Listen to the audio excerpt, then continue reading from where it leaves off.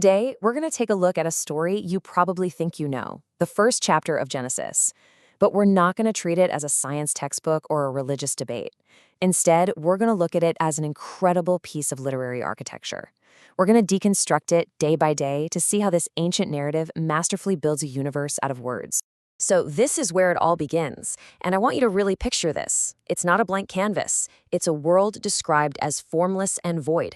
It's just this dark, churning, watery chaos. This is the raw material the entire story is going to shape and bring into magnificent order. So how do you actually do that? How do you take that chaos and build a cosmos using nothing but a story? Well, the author of Genesis 1 doesn't just give us a boring list of events. No, they use this incredibly deliberate, almost poetic structure to pull it off. It's a masterclass in world building. Okay, let's dive right in by looking at the foundational pattern the narrative uses. There's this powerful, repeating rhythm that acts like a drumbeat, driving the story forward and giving it this, this majestic and unstoppable feeling of progress. And when you actually look at the ancient text itself, you can almost feel that cadence. You can see it's not just a simple list of what was created, it is a highly stylized account, and it follows a specific formula for each and every day. And here is that formula. This four-step pattern is basically the engine of the whole story. First, there's a command, and God said. Then, boom, the result, and it was so. That's followed by a stamp of approval, and God saw that it was good. And finally, a time marker closes out the day. This repetition creates this powerful, memorable, and really orderly pace. So now that we've got the rhythm, let's see how it's used to actually build the world. The first half of this creation week, days 1 through 3, is all about one thing: construction. It's about separation and formation.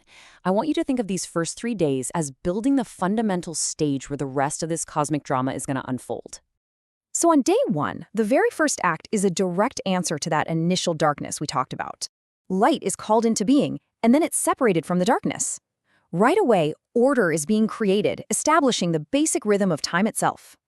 Then, on day 2, it's time to tackle that watery chaos.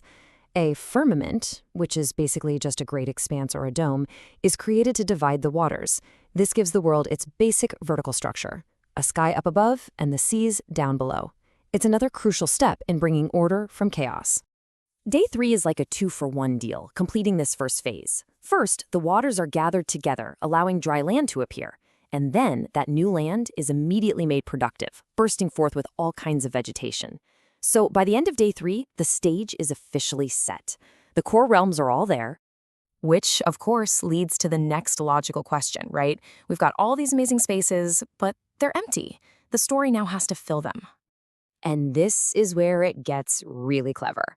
So let's move to the second half of the week. See, the author doesn't just start adding creatures randomly. What happens in days 4, 5, and 6 brilliantly mirrors the work of days 1, 2, and 3. There's this beautiful, elegant symmetry.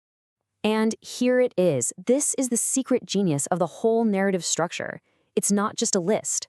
It's like a diptych, a perfectly balanced 2-panel painting. Each of the last 3 days populates the corresponding realm that was created in the first 3. Let's break that down. On day 4, the sun, moon, and stars are created. And what's their job? Well, it's to fill and to govern the realm of light and darkness that was established way back on day 1. It's a perfect pairing. And the pattern continues just perfectly. On day 5, you get the sea creatures and the birds. And where do they go? They fill the very domains that were formed on day 2, the seas below and the sky above. It just fits. So all of this brings us to the 6th and final day of creation, which the story treats as the grand finale.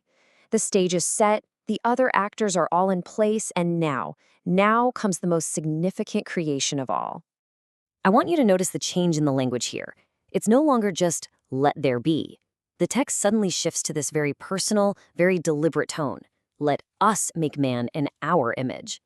This little linguistic shift is a huge signal that something unique and incredibly important is happening now. So here's the crucial point.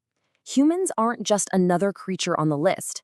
They are the final creation, and they are immediately given a specific purpose, a job description: to fill the earth, to manage it, and to have dominion over this brand new world.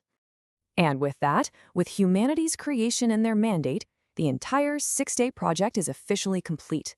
So let's see how the author wraps this whole epic story up and gives a final, sweeping assessment of the work.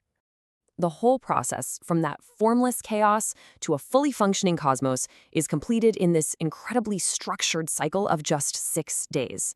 It's a journey from nothing to absolutely everything, and it's told with just incredible narrative discipline. And here it is, the final verdict.